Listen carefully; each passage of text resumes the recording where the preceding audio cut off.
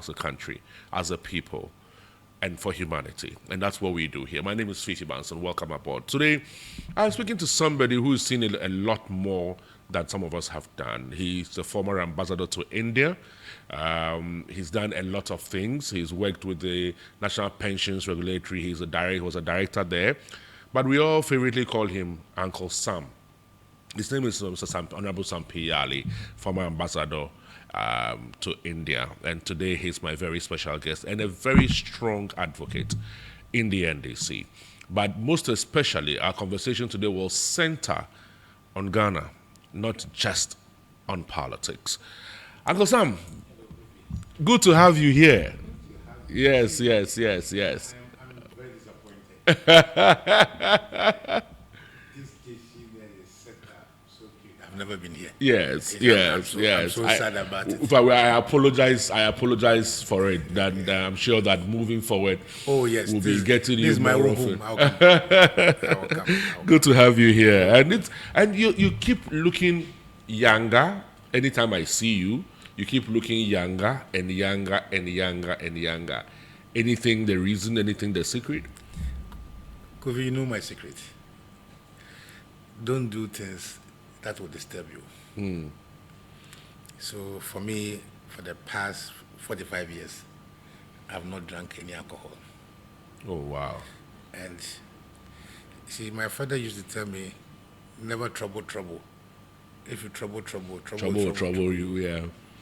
And my policy is that as soon as I close from work, I drive into my garage, climb upstairs, and that's the end. You know, so you hardly see me in public. That doesn't mean that those who do that are not Yeah. right, but that is my style. You eat well and rest. You understand? And you know, when I was in school, I was doing a lot of athletics. Yeah. So I still do my treadmill, you know. But you see, the whole issue is about the mind, Yeah. right? If you have a positive outlook, think about people positively. You know, sometimes I call you, Kofi, I've not seen you for a long time. Yeah. Because Yeah. these are people who should not be out of your life. Yeah. So I call Yeah. you. That's me, you know. And what I also like, and that has brought me this far, is about my leadership skills. And wherever I've been, I've tried to put people together and do things. So now I formed the NDC Professionals Forum for the 5 years, and it's a very strong organization now. And these are the things I love doing. It's amazing. I mean, and let me put it on record. Uncle Sam is one person who would call you all the time and check on you. Where are you? What have you been doing? What have you been up to? So he's most of us, he's our favorite Uncle Sam. You know, good to have you here. What is this trademark of the hat that you wear? People think I'm bald. I'm not bald. Yes, I know you are not bald. You know, one of the things that I've picked from my father liked a lot of hats. So even when I was growing, I used to like hats. But the one who enthused me was Good Luck Jonathan. Okay. I like him so much. So it's become. So I've always been wondering. I said I need to ask you this question publicly. That what is it with a hat? And you have so many of them, different colors, and you know the hat man, you know that, you know, and all of that. So No, I'm not reached the hat man status for that, but I love hats. Yeah, I love hats. And one day I didn't go to a place with a hat, and so people were looking for me. I was in the room. Thank you, sir. You didn't cancel. I came so bad. We were looking for your hat. Good to know. Good to know. Uncle Sam, our conversation today is focused on the Ghana you saw back then. You know, you've come a long way. So the Ghana you saw back then and the Ghana that we have today. What would you say is the main difference between you growing up, what you saw in your prime and all of that, and what we're experiencing today as the Ghana you're seeing? Okay. Let me start from way back, a little way back. I was a little boy when Kwame Nkrumah was removed. And since then, to be truthful, our soul as a country has been killed slowly. To the extent that today, not many people are proud to be Ghanaians. I was a boy, a young pioneer. So, however small you were, you knew how to dress, iron your dress properly. You know how to take care of yourself properly. You know what the values of this country are. You know, and for me, I still have this thing with me. Anytime the Ghana anthem is played, I cry. You see? And I don't know whether it's with you also. If you travel outside the country and you arrive at Dubai, have a long haul to Dubai, and you are sitting there and you see Air Rwanda, Air this, and then you ask yourself, where is the Ghana flag? Yeah. You know? And sometimes I get so angry when people use the Ghana flag to cover tables and other things for functions. What I'm driving at is, there's a Ghana that should be in everybody. It's not just patriotism. It is that which makes the American die for his country. It is that which the Israeli think that, hey, this is my country. Okay, and of all the places on earth, this is where God placed me. I must love it. You understand? Once you have that spirit, the things you do are influenced by it. Yeah. The things that will destroy the country. Now, if you have this love, Kofi, how would you steal government money? Right? I have been to funerals and I see government vehicles, GV, Ghana government. The fact that the car is numbered GV, meaning Ghana government property, must not be at the funeral. Because it's not an ambulance. It's not your private car. But then you see Ghana government. And sometimes I said, this is not right. You know, the values that this country started with, the hope that this country started with, for a proud nation as small as this, compare our size. The only countries that we can brush up with is Togo, right? And perhaps Benin, the whole of Africa, and Swaziland. But how a small country, landmark Ghana, could be so prominent in the world? Have we asked ourselves why? Because some people had the value of Ghana in them. But today, some top people, when they mount their political days, would even want to walk on the Ghana flag. And it's not acceptable. Have we lost our sense of valuation? Yes, we have lost it. We have lost it. We have lost the sense where today some people are proud to say that my party first, Ghana second, or Ghana at all. Ghana, my party first. The Fantis have a problem there. You grow when the Fusubansim. You understand? Those of you from Mankesim and area. Yeah. You see, in every town there's a shrine. Yeah. There's never a shrine in the bush. Yeah. Every shrine is in the town. It's in the town. So it means that it is the town and its people that brings the shrine. Yeah. You understand? So if you have a country where people don't have values about their country, it's a lost country. You know. For example, our footballers. Last time we listened to your uncle Wilberforce Fum. Yeah. And he was saying, and I saw the Ghana in him. That look, for me, as prolific a player as I am, they will give me one city, Kwame Nkrumah one city, right? And the joy that I am playing for my country. I enter the stadium and I see the crowd and everybody cheering for the Ghana Black Star. Was just enough, right? Yeah. Today, our footballers are being paid 1 million fold, but they could demonstrate cause mutiny because they are not being paid. Yeah. So the value of Ghana has been replaced with value of money. Yeah. The love for Ghana has been replaced by love for political party. So you see them every morning. You see us every morning on the television station. What are we going to do? We are going to defend our party. Yeah. We're not defending Ghana. No, who speaks for Ghana?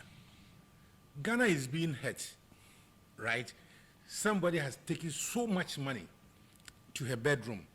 Ordinarily, this should not happen anywhere. Somebody is destroying our environment brazenly and come to sit on television displaying his gold. You see what I'm talking about? And I see a group of people who have formed a club and all they are exhibiting is wealth.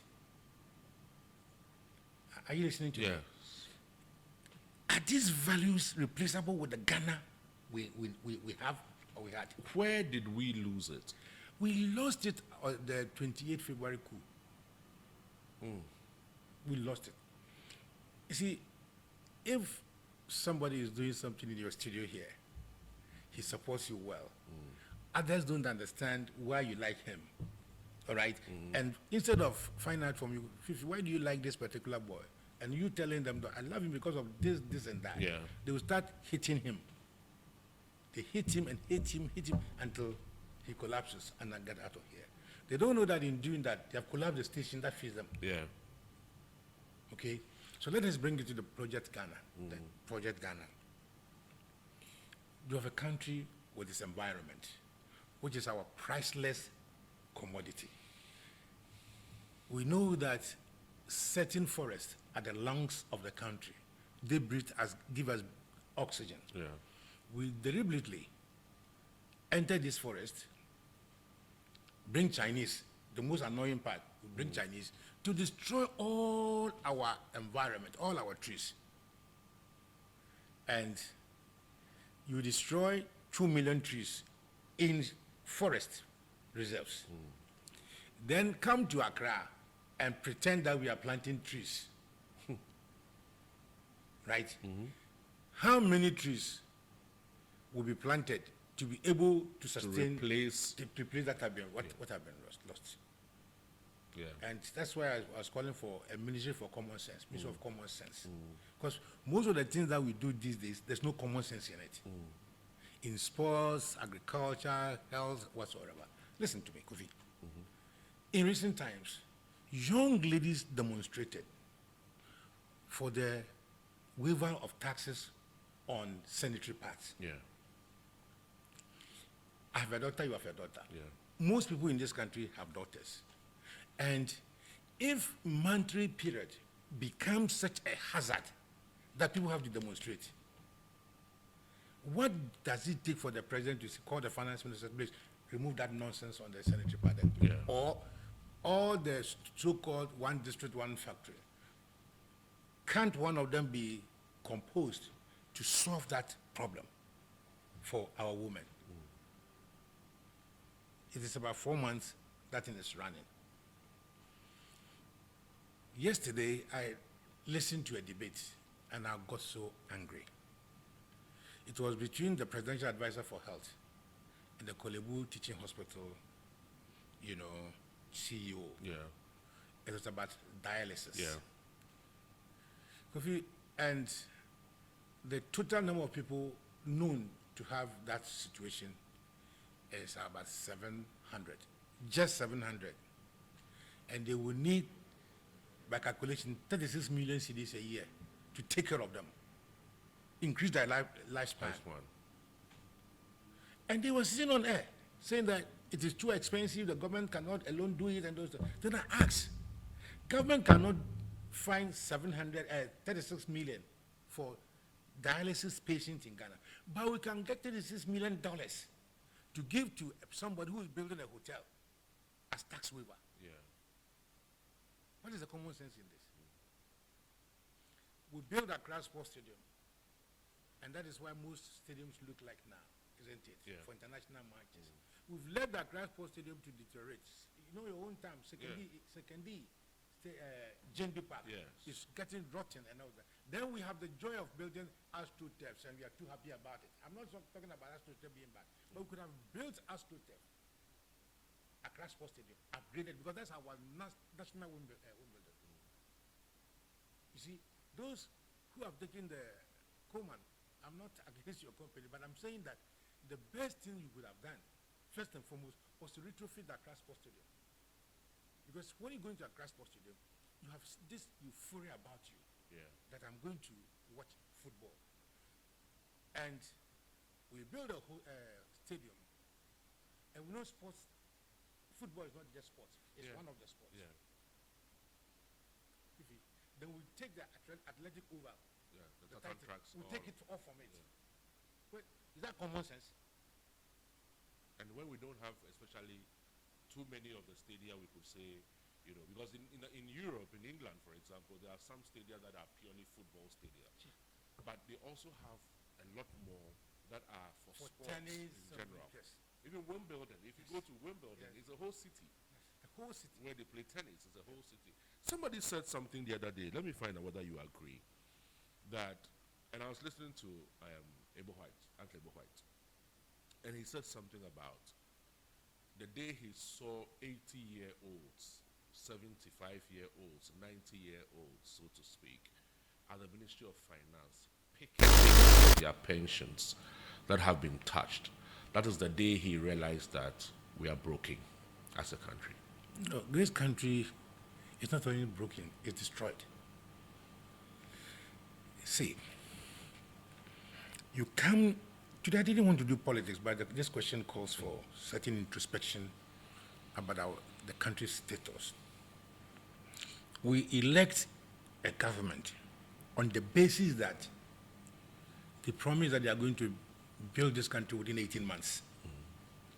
We elect a government on the basis that they are going to build 350 new secondary schools and many other promises, including, I saw a pie chart with one district, one family, one factory. That chart, I think your people can show it. That every district logically will have one factory. The essence of which is that would halt the urban migration. Yeah. Because if there's a factory in your own area, then you don't need to move elsewhere. Let's look at what has happened. Under the 1D1F, we have given the whole of Adan Songo to one individual. The next thing he does is to put police people and other people across Adan that nobody should win salt. Vivi, you know that the people of Adan, from time immemorial, historically, have lived on the God-given salt. The factory that has been built, how many people can that factory employ? So this policy in itself has created wealth for somebody, but poverty for a generation. For many others, yeah. You see what I'm talking about? Now, people say that we, as a government or as a country, the state has no business to do business. And that is the basis of our destruction. You know, it is those countries that have matured that can simply say that the private sector is the engine of growth, the matured economies. And even there, you see the China state construction. Who says that America does not support its steel industry? Who says that America does not support its automobile industry? They, for nothing at all, protect the American brand. Yeah. So America will fight any country that try to imitate the gens, the blue gens. They will also fight any country that seeks to challenge the GMC cars and all those. This is state protection. And when those companies are not doing well, what do? They go to their aid. Yeah. Either it's the management they change or they resuscitate it with some money. Obama did the same when he came to the office, yeah. In our country, President Kufuor says there should be financial inclusion. So investors like Kusindum and the rest of them take this responsibility, mobilize their own money and money from elsewhere to establish banks, local banks. You saw the magic of Amuabin.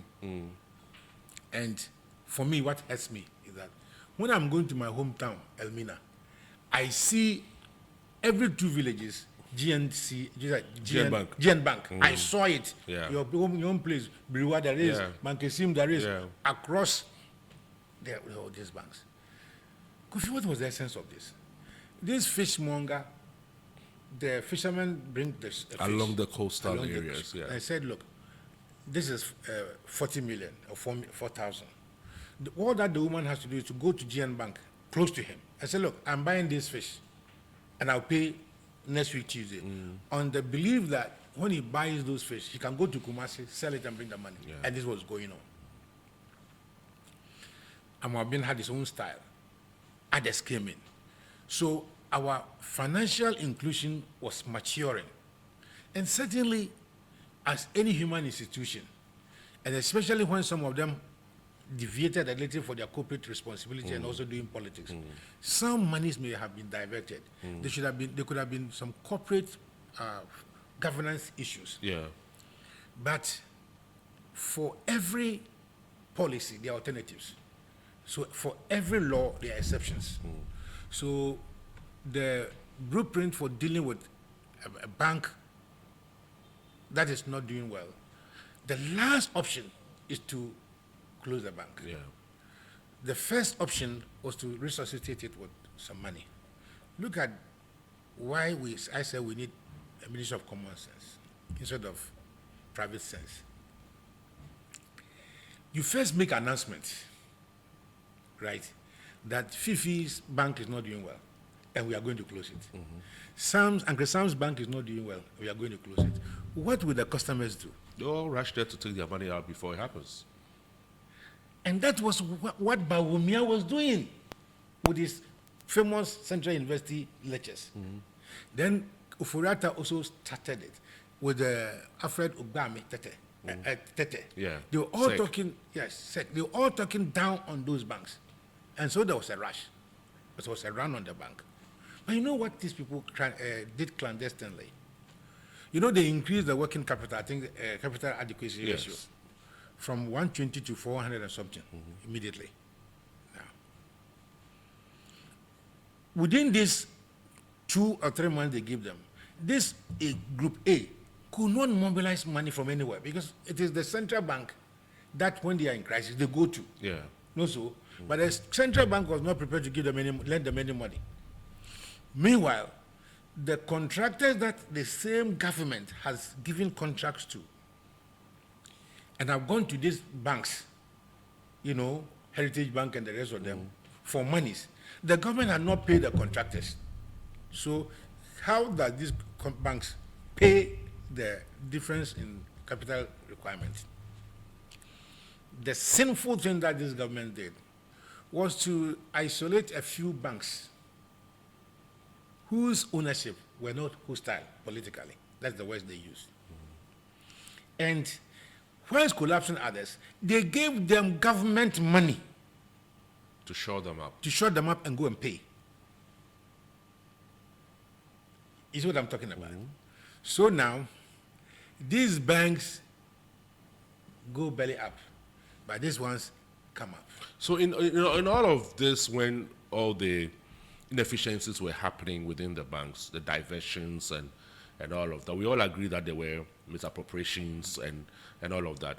Where was the regulator? Because for what I know, as a regulatory body, you consistently check What is happening? Exactly. And then even before it gets to B, you know from A that this is a Because problem. they are supposed to give their reports every week. Yes. You know, they come for foreign exchange. You know how much money you have given to Bank A, Bank B, Bank C. So in their returns, they report 1 week that the CD, the dollar is finished. You don't ask them where they send the money. You know, I think one of the institutions that have brought us this far is the Bank of Ghana. They have really filled us big time. You know, so intentionally we have destroyed our indigenous banking sector. Right. Then we set our eyes on imports. And interestingly, most of those banks were Ghanaian owned. Sure. Most of those banks were Ghanaian owned. Sure. Interesting. And America will protect these banks. Yeah. And when the recent situation where the Supreme Court has ruled that the way they would revoke the license of somebody like Kosindom was unconstitutional. You see? So you ask me the values. In those days, under Kwame Nkrumah, nobody could have done that. Under Rawlings, nobody could have done that. Because you need to justify why you are closing one bank and giving, support to another bank. Something is going to happen, Kofi, mark my words. Very soon, they are going to merge Agric Bank and NIB Bank. And in anticipation of that, they have asked NIB Bank to stop taking credit for the past 6 months. And if a bank is not taking credit, it means that you have stopped the blood that flows in their body. Yeah. They are going to die. So they are putting the assets of NIB, and you know NIB has bank offices across the country. Yeah. Assets of NIB and add it to Agribank, ADB. And in 3 months, the story will be that government does not do business, and that we need a strategic investor. And then the strategic investor will come and buy the shares of Ghana government. And then their foreign proxies will come and buy ADB. A bank that we said was for Ghana investment, we have intentionally collapsed it. A bank that we have said that we are supporting agriculture, we are going to collapse it. Then you tend to say that agriculture is the backbone of our economy. Common sense. Uncle Sam, in all of this, who is to blame? Is it greed, selfishness, or both, including our politicians? Everything except patriotism. Where we are here for everything apart from patriotism, love for country. Phoebe, you know Achimota Forest. Very well. You know cantonments, the neem trees. Yes, very well. They were intentionally planted.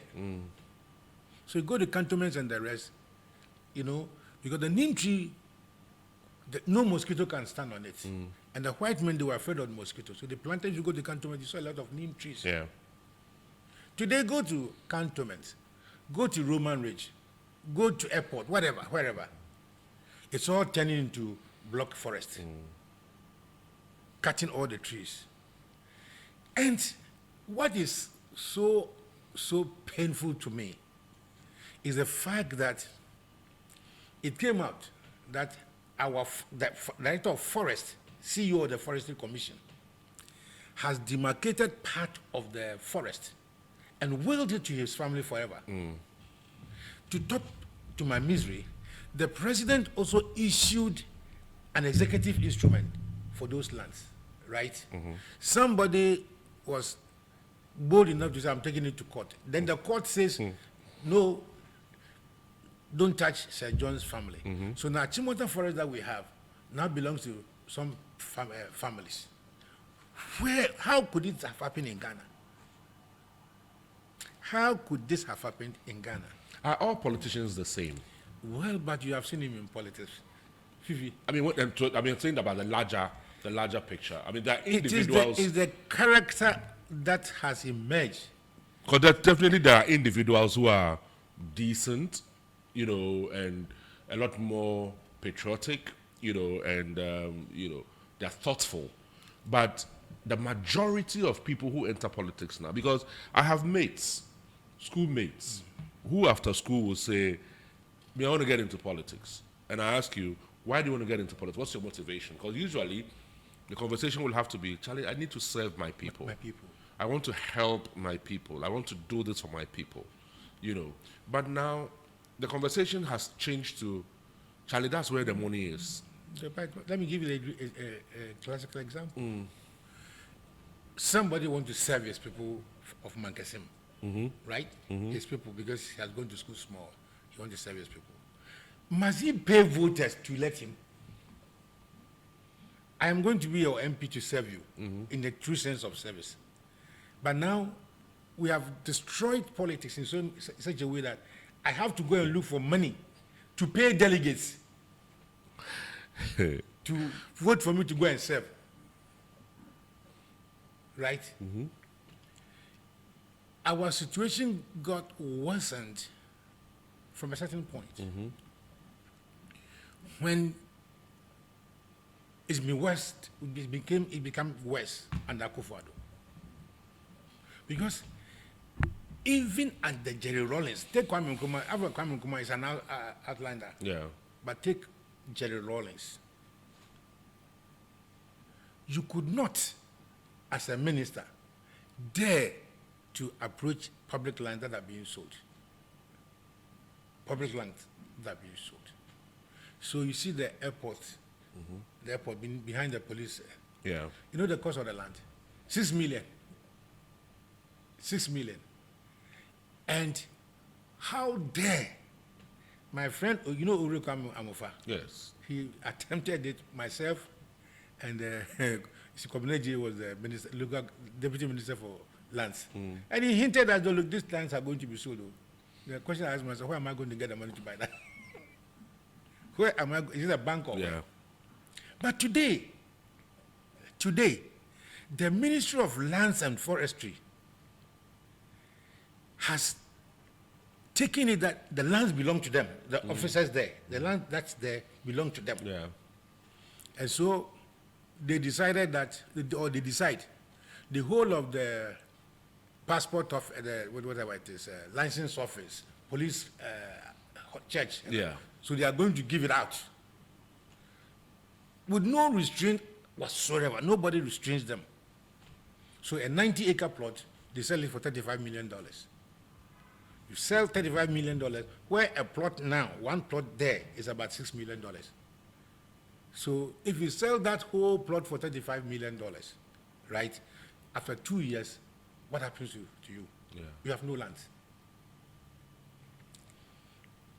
We had a Ghana Airways, remember? Yes. Ghana Airways. Yes. At that time, VC-10 and all those. Yes. Any plane that would be adored in Europe, Kwame Nkrumah brought some here, the VC-10, remember? Yeah. In the end, whereas Togo was building its fleet of aircraft, when we had airlines, Kenya did not have any airline. Ethiopia did not have any airline. UAR did not have any airline. Today, Kenya Airways is competing with Emirates. Yes. It's one of the most prominent airlines in the world. Yeah. Our airline was turned into a chop bar. You saw the plane that was standing Yes, at Airport Shell. Airport Shell. Today, I think they have removed it. I think so. I remember I had saw the story about they trying to remove it from there. I don't know whether it's been done finally. Because it was an insult that 20 or 30 meters away, you saw planes, and your plane is a chopper. Restaurant. Rest of me, I call it chopper. These days, people use so many names. You see? So that is the situation. You go for a loan to build a sugar plant. Okay? Commander, you mean? Commander, I mean. And I worked so hard on that. Kofi, that contract, no Ghanaian officer had a hand in it. All we did was to apply for the Exim Bank facility. The consultants and everything that worked on the project were Indians. They brought their contractor. They brought everything. The only thing that they do is when they have their figures, our AESL will check it. You finish the factory midway, they say come for money to go and buy sugar, the small sugar cane, the seedlings. Yeah. You stop, you don't go for it. Then you start complaining that somebody has, ballooned the price of the factory. Meanwhile, the loan is there. Whatever you do, you pay. Now it's attracting interest. If somebody has even stolen money on it, Kofi, what do? Prosecute the person, but the factory must go on. They said all politicians, the reason why some of these things come up is that all politicians probably look the same, because if NDC accuses MPP of something and NDC comes to power, they're not able to prosecute anybody. NPP accused NDC of a lot of things. I mean, under John Mahama, a lot of things were said. They came into power. They've had power for 7.5 years or so. They haven't been able to prosecute even one single person. So it's, if you go to Parliament, there's all this conversation about parliamentarians always come together for their own reasons. They say, when you hear them talking about other things, yeah, they are fighting over it. But when you hear them agreeing to it, you hear, we are all going for a car loan. Yeah, they all come together and do all of that. So it is in their own interest. And the Ghana in them is completely lost. So will it be right for somebody to say all politicians, or most, let me put in most, for those of us we know the very few who are decent, most politicians are the same. That's an overgeneralization of the matter. Because in the recent past, when we had this balanced parliament, many clandestine policies of the government have been halted. You remember they were going to build a new chamber, right? They stopped it.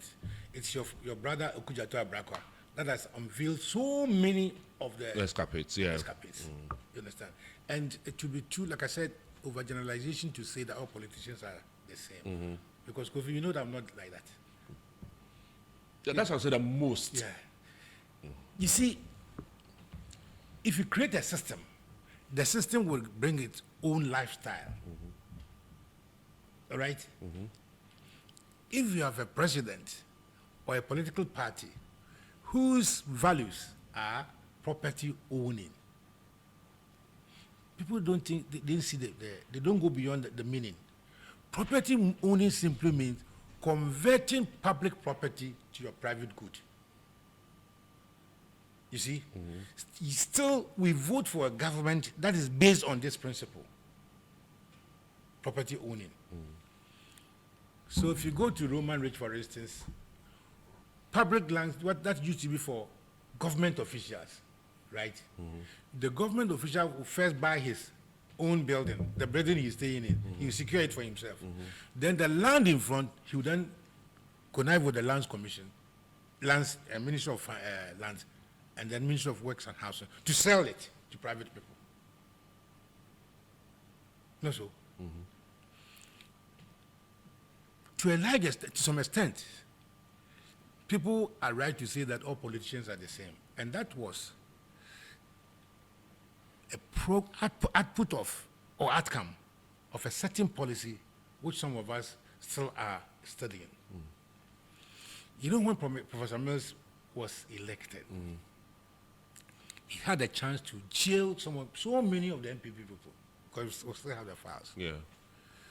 But anytime we went to Professor Mills, Prof said, I have a country to govern, right? And I want to break from the past.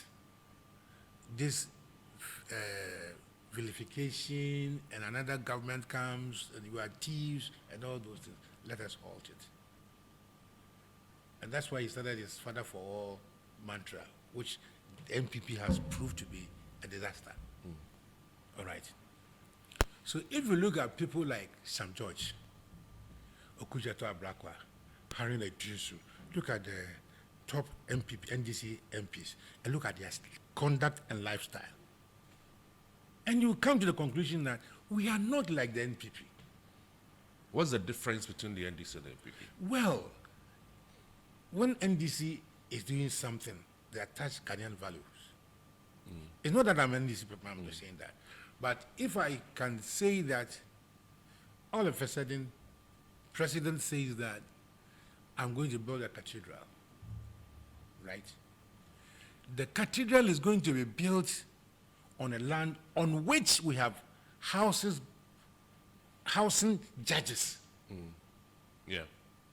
In any country, the species that nobody wants to touch are judges. We demolished about 25 of these houses. We had a Malian embassy also there. In diplomacy, the four corners of the embassy. The territory represents the sovereign country, yeah. So before you break it, you should have built a better house for them. And the ambassador and his capital should have agreed that it is a good location and a good property. Because missions are not ordinarily located. Okay. So one night the president dreams that I'm going to demolish it, and the following day excavators are there, breaking it. And it is not that we had planned for that. Are you with me? Yeah. It is not that we have planned for that. There was no budget. And the story kept changing as how we are going to fund it. Yeah. Okay.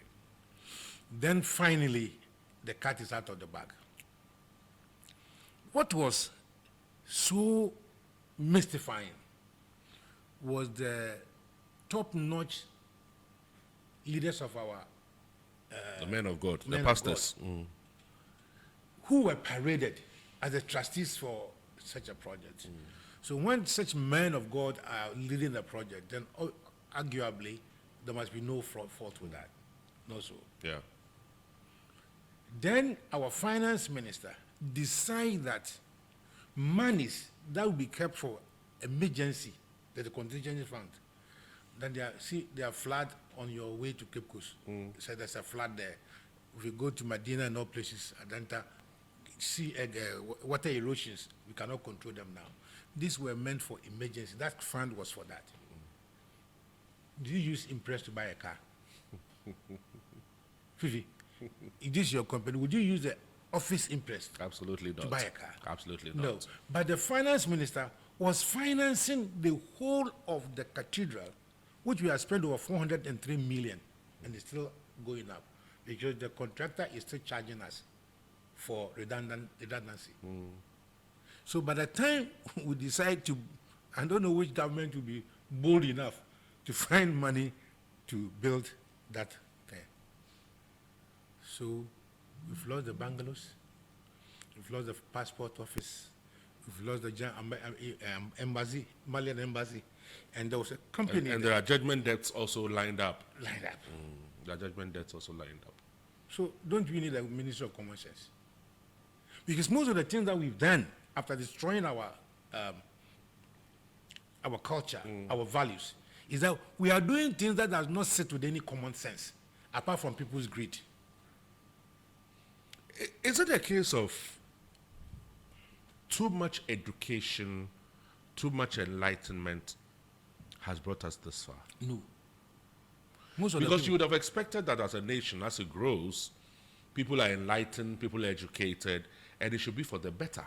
Fifi, in our villages, as you were growing up, there were stark illiterates who, without going to school, made it in life. Yeah. So education is supposed to clothe you with knowledge.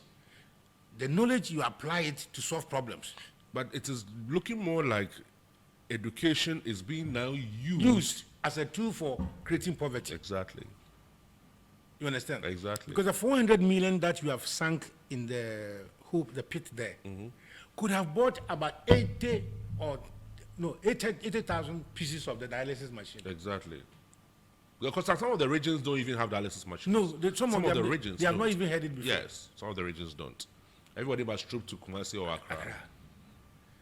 You see, and dialysis sometimes, I thought it was those of us who are a bit, we have seen age. But these days, 17-year-olds, Yeah. 12-year-olds, Yeah. you know, the girl that Died they 15, yeah. 15 years. So it's become a national problem. And the president said he hasn't heard of it. If you sit down with people in the corridors of power, you've been in the corridors of power many times. If you sit down with somebody like John Mahama, what do you tell him? Me. Yes. He knows I'll tell him my mind. And you know What do you tell him about Ghana? What do you tell him about his second coming? What do you tell him about your expectations? What do you tell him about, all of that? Fortunately, it was Ambassador Victor Smith and myself who went to see John Mahama one hot afternoon. Because it's very obvious that it looks 90.9% sure that John Mahama is coming back to power. People like you. I want to address the first question before I come to this one. And when myself and Victor Smith went to see the former president, we were outside. But when we came, we have been so amazed about the things you have done within the last 3.5 years. Because the half year, 8 months we were in court. Yeah. So 3 years, 2 months. Saw the Kotoka, we saw the rage, we saw the massive development. It was so massive that people denied it in the Green Book that they were Photoshops. Yeah. But now, when they are sick, they go to the Photoshop. Yeah. You remember your hospital? When the Minister of Health. Was attacked by COVID Yes. at the time. I mean, some people made these jokes about he went to sleep on page 47 of the Green Book. Somsa. You remember Kwesi Pratt threw the minister on because he had not opened that hospital for close to 2 years. And his reason was that there were no generators at that hospital. The Mahamas, hospital built no generator. There were 2 powerful generators that can power half of Accra at that hospital. So the lie that the Mahama built a hospital without generators, what for? Political pettiness. Political pettiness. Let me show you one rogue political pettiness. You see the Kwame Nkrumah circle, they call it Dubai. Dubai, yeah. Your young men, they're always there. Yeah. The first day, when they opened that, a lot of people, ordinary people, had a resort to go and feel Ghanaian because of the lies and other things. Yeah. Not so? Yeah. As soon as NDC left power, have you seen that light open before? No. That was the ordinary people were, served with to be happy. We closed it. Now the motors and everything spoiled. Fifi, I saw you. We were at PCFM. I saw your comment on the Onia ambulances. Yes. I saw it. Where are they? These were hospitals on wheels. Yeah. You could do your eye surgery and other things on that. So even if you don't like the former government, please use those ambulances. They are parked at the State House. And anytime they are having their private parties, they drive their car to the place because the generators on that car, are very powerful. Yeah. So this, they are called Oniado. Oniado, yeah. So you see, the Oniado that should serve the people of Afram Prince and the rest. We have denied the people of Afram Prince that health service. Look, most of the bridges that are being constructed have been halted. Obechabe Lamte. Yeah. Where does Obechabe Lamte hospital run about? Runabout. Where does it go?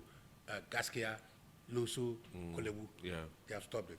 But the one that is going to East Legon on the Flower Post Junction. it's still being done. Yeah. Because big men go there. Right. So this is the basics of the class society we have created, where politicians are made to feel more important than the ordinary man who pays his tax. I was going to Cape Coast one day, and the traffic was big.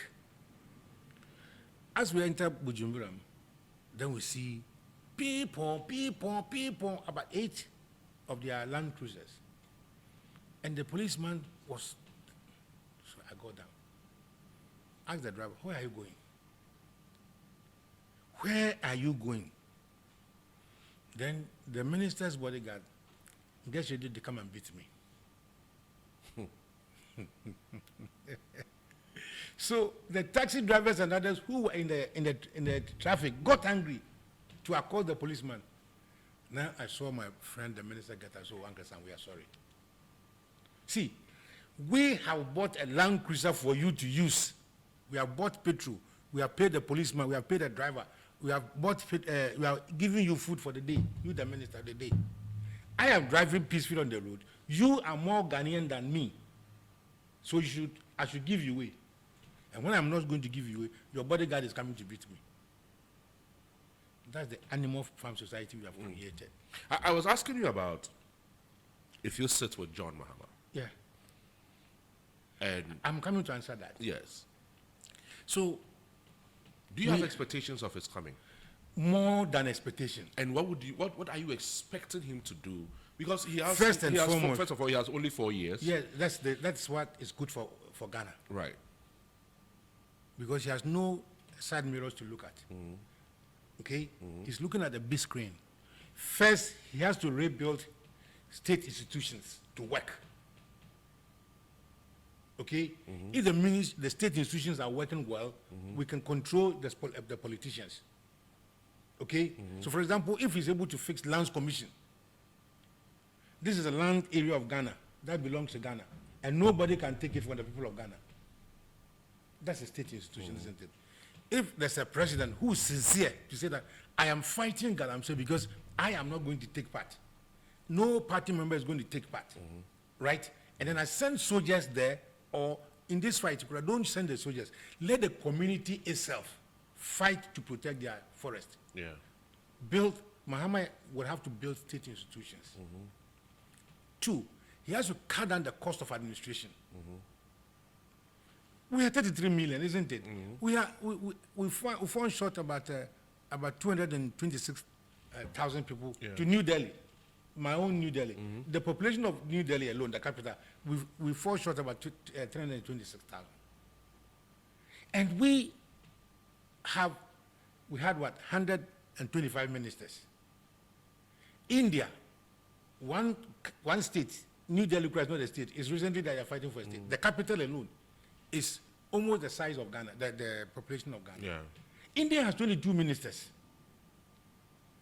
America, how many ministers? Germany, how many ministers? So the cost of administering this country is so high. The more we increase Supreme Court judges, the more we incur more superannuation benefits. Yeah. The more we incur Article 71 cost.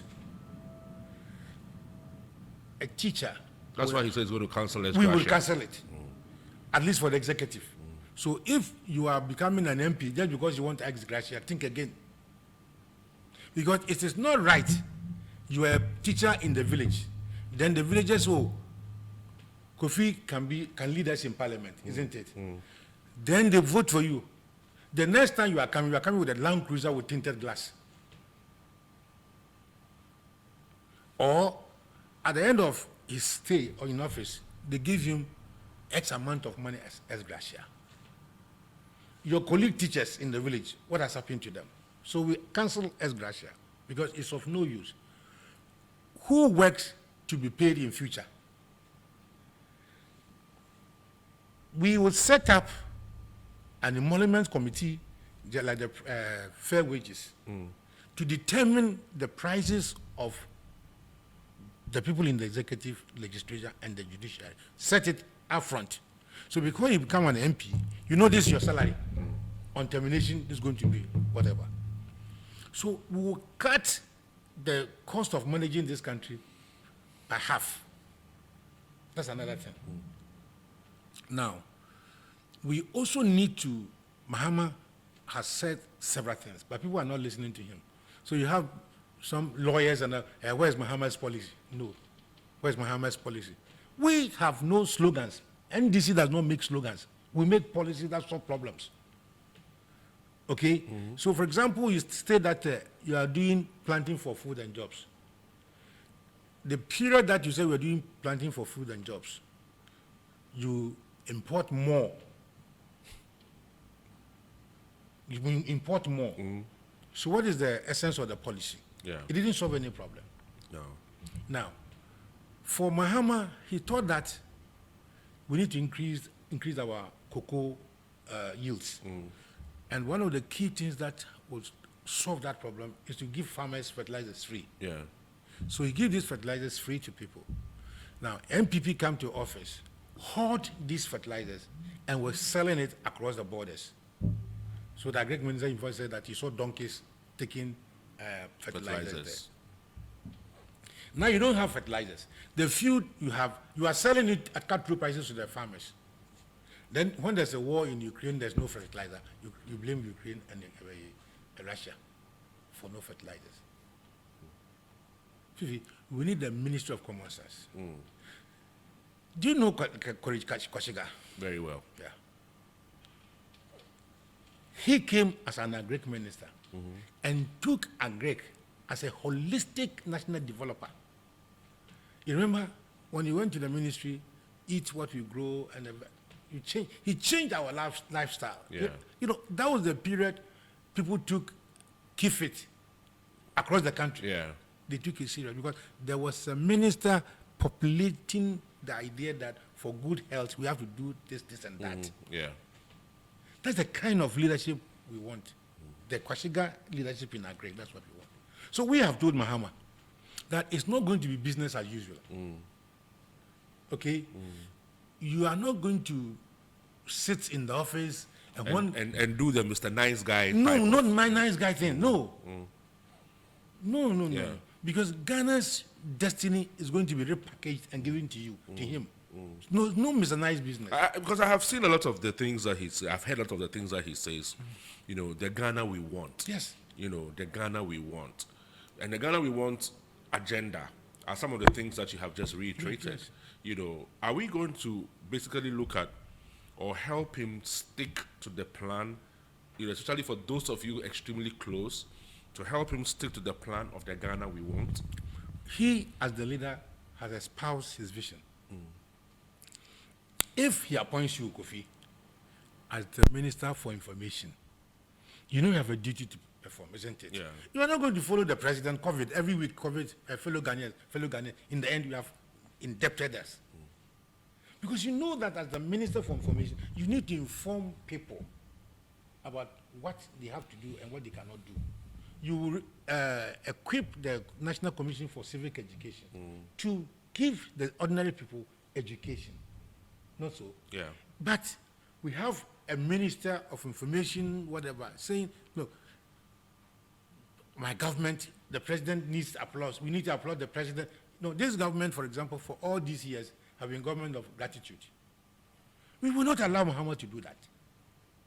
We will not allow Mahama to do that. And since 2020, all those who work on the manifesto committee, we have kept ourselves together, Fifi, to develop policies that would give this country a sustainable development. Right? Mahama would launch a 40-year development program for this country. 40-year development program. I'm jumping the gun, but as a senior member of the party, I need to assure, based on the question you asked, what is Mahama coming to do? Mahama is going to give this country a 40-year development plan. Because a country that does not plan, unlike the Safo Manfo who says that we don't need a long-term planning. Yeah. If you do short-term things, you get short-term solutions. And the short-term solutions are what we have gone into wreck the economy. Today, when we have lights on, people talk, and then they don't even have the shame. They mention Doomso. No, so, Which was actually solved before NDC lost power. Fifi, you and I, we have made so many programs at Radio Gold. Yeah. When Kufuor was there, something they brought El Nino, the water level graphic. Every day you were reading the water levels of Exactly. graphic. Exactly. It was on the right side. Right there. Yeah. Because the water level went so low in 83 to 86. Yeah. And we started having those problems. The successive government did not plan. It was Kufuor that had some whatever and said we were going to develop the Bui Dam. But that one cried, Mahama had to complete it. And as our solution, what did we do? Kufuor sent pastors. You remember? 12 July something. They sent pastors to go and pray for the Akosombo Dam water to fall for rain. When Mahama was being booed at Parliament that he has had a sustained doomsday period, he just kept quiet and said, ladies and gentlemen, and I think you have that quote. I will fix it. I will fix it. So today, if Ghana have lights 24 hours, it is the investment, the savings, a common Mahama Che, ODA, them project. That's why today we have lights. If they like, they should put off car power for 10 minutes. 10 minutes.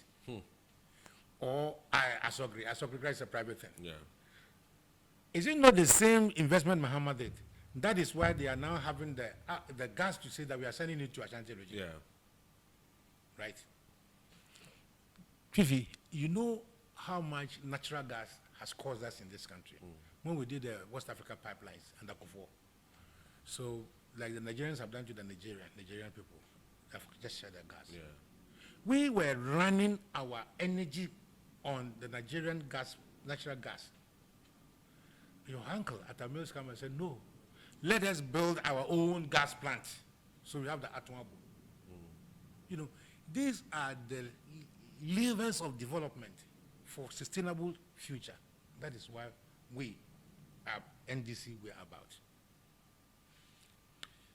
We borrowed a lot of money with it. From, Kofo had HIPIC, Yeah. and so a lot of our debts were cancelled. Cancelled. So when the MPP started saying that, and Mahama met 9 billion, and he took it to 120, why don't they add the HIPIC money that was forgiven? Yeah. And from 9 billion to 120, now they have an airport. Now they have Atuabo gas. It can be accounted for, actually. It can be accounted for. You saw the Kumasi Shoe Factory Yeah. that was producing for soldiers. Now for greed, some people have to take that thing as a job to import them. The Kumasi factory is now idle. So NDC can boast of meaningful projects that have sustained this country up to this point and the future. Not only that, when we borrowed money, Setekwe, your brother Setekwe, said, let us build a buffers. So let us build sovereign funds, right? Heritage fund, get fund, whatever. If today MPP is running free senior high school project, where is the money coming from? Get fund, right? So for NDC, we build, we develop, no matter the cost. So basically, it means that for the next 4 years that John Mahama will be president, these are some of the legacies that he would want to leave for Ghanaians. State institutions that are not politicized, that are up and doing their work. Yeah. You understand? Yeah. One of the interesting things he has said is to develop medical tourism. Today, Ghanaian physicians are able to do kidney transplant. Yeah. From Senegal all the way to Ethiopia. Those there, they go to India for such transplants. The rest go to South Africa. And if we, a country like Ghana, can now transplant kidneys, we have this wonderful heart surgeon, Frimpong Boateng. Yeah.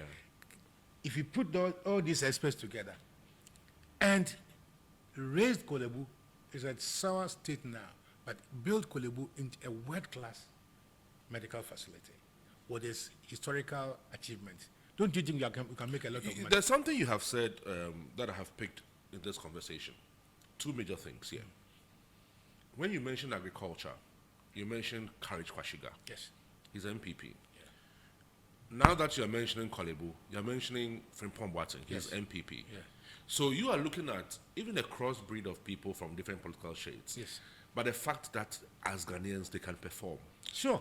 That's the most important That's thing. the most for you. important thing. Will John Mahama be considering people who may not necessarily be aligned to the NDC, but are competent enough to but do? It was Rollins that brought from Boateng.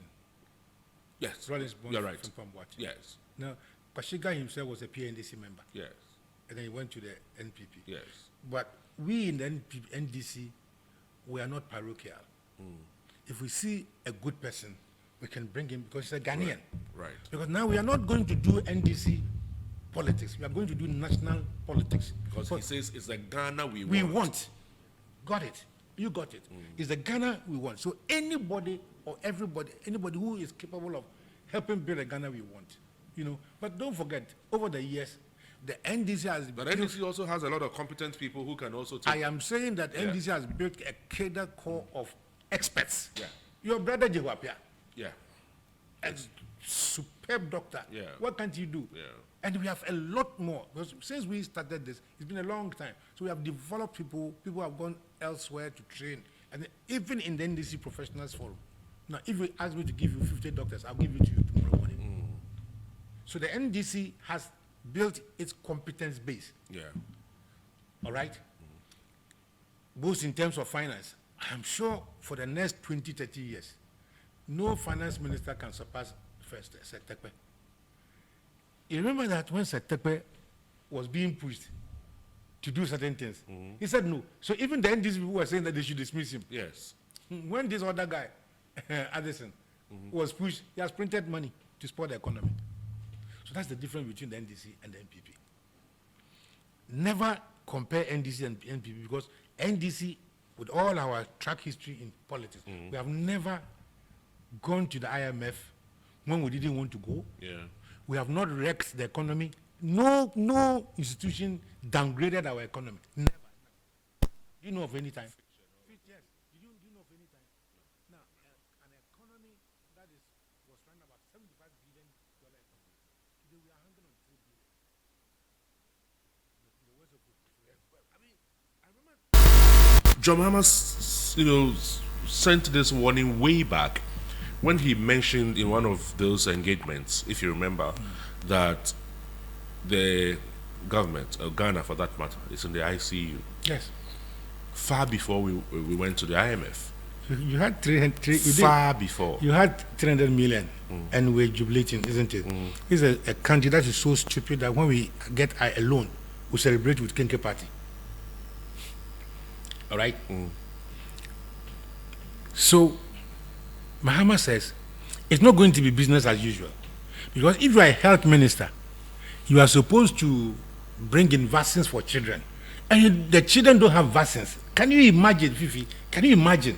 Children between 1 to 6 years, if they are not vaccinated, when they grow up, they are going to have polio and be maimed forever. Yeah. And this minister, this government, sit there 4, 5 months, 6 months, they don't have this vaccine. As we speak, antiretroviral medication is hanging in the pot. Because of taxes. Our own pot. And it was free. It was given to us for free. For free. But it's hanging in the Meanwhile, pot. our HIV rate is going high. Yeah. Meanwhile, because the pot. Yeah.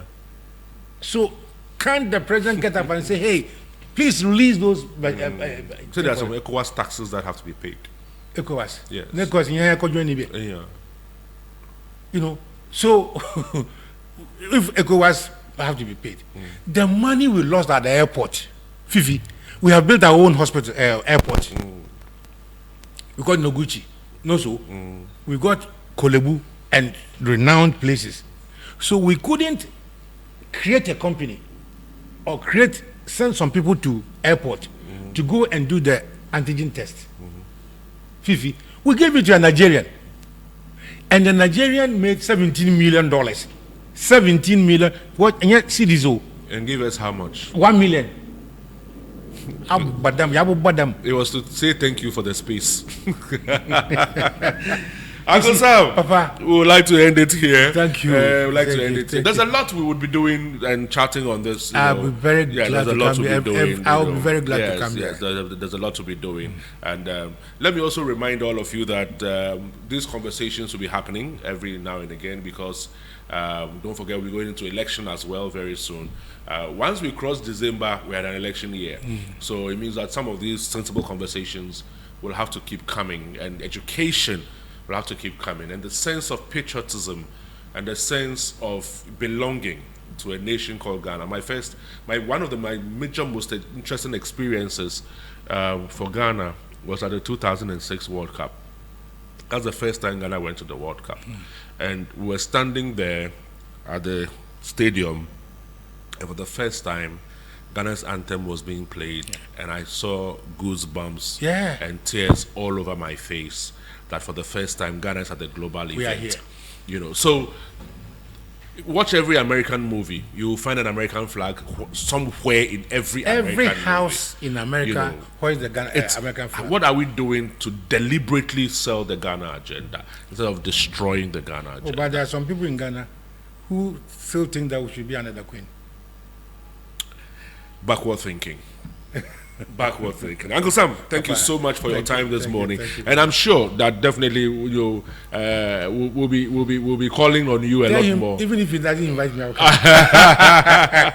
Thank you so much for watching as well. This has been on Fifi Banson TV, and if you're watching us for the first time, just go down there, look for the subscription buttons, just press on it, and then subscribe to it on Fifi Banson TV. Thank you for watching. Okay, thanks.